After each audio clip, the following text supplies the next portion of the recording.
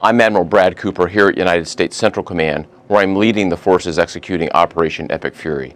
First, I want you to know that we continue to keep the families of our fallen heroes and our wounded teammates in our thoughts and prayers. I'd also like to acknowledge and thank the families of the 50,000 American servicemen and women deployed in and around the Middle East. I'm grateful for your selfless sacrifice, and I know that Americans across the country hold you in their hearts.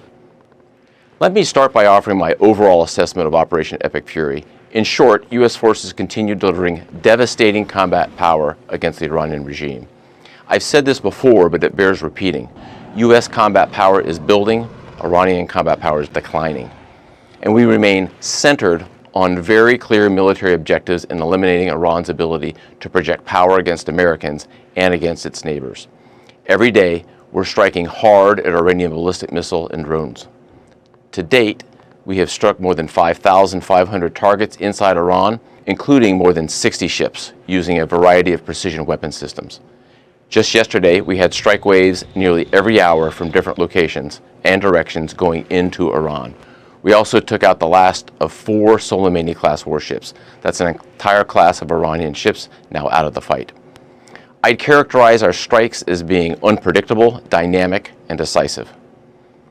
Since the first 24 hours of this campaign, Iranian ballistic missile and drone attacks have dropped drastically.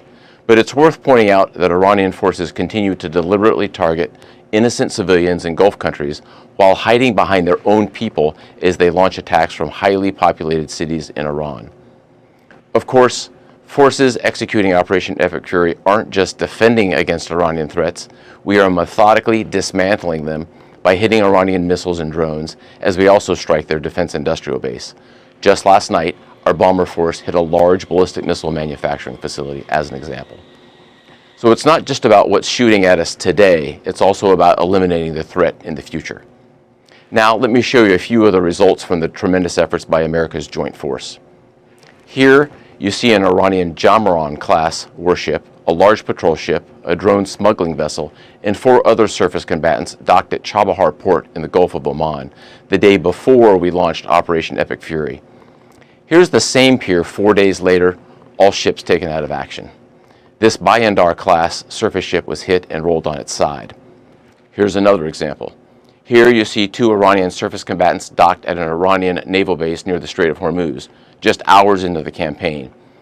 And here's what they looked like 3 days later, engulfed in flames after we struck them with a precision weapon.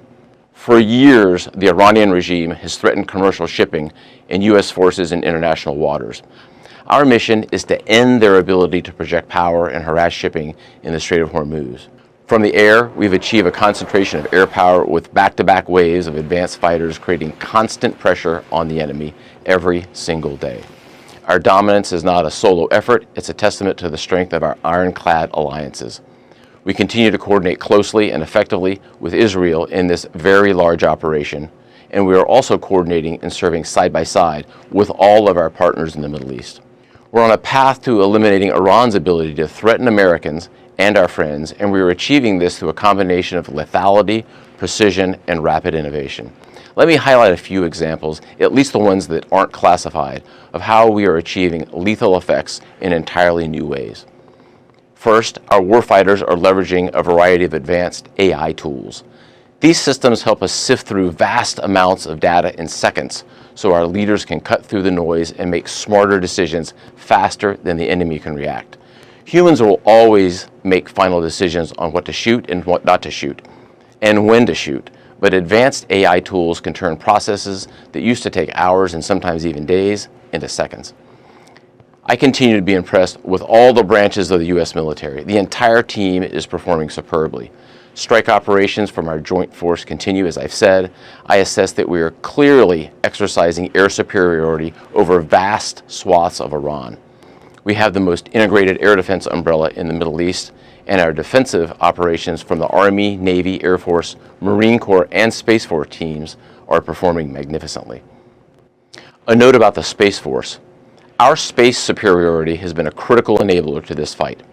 Unseen by the world, the Space Force is doing 2 things. First, they're degrading Iranian capability, and second, they're helping to protect American forces, and I'll have to leave it right there.